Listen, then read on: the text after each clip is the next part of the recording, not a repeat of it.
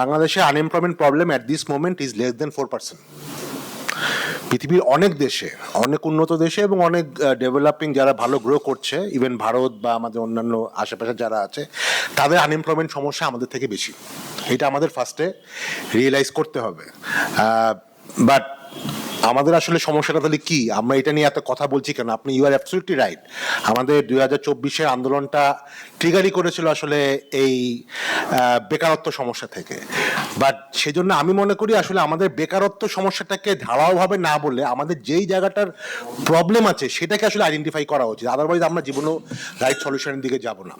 সমস্যাটা আসলে বাংলাদেশের শিক্ষিত আনএমপ্লয়মেন্ট, শিক্ষিত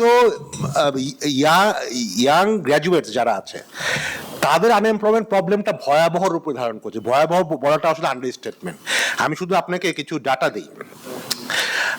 বাংলাদেশে আজ থেকে যদি 10 বছর আগে চিন্তা করি, 2010 সালে আমরা যারা গ্র্যাজুয়েট হতো বা টার্সিয়ারি যেটা হতো, সেটার আনএমপ্লয়মেন্ট ছিল 4.9%, লেস দেন 5%। সেটা 3 গুণ বেড়ে দাঁড়িয়েছে এই গত 2 বছর আগে 2022 সালে 12%। মানে টার্সিয়ারি লেভেলে, মানে যেটা গ্র্যাজুয়েট লেভেলে আনএমপ্লয়মেন্ট 3 গুণ বেড়েছে।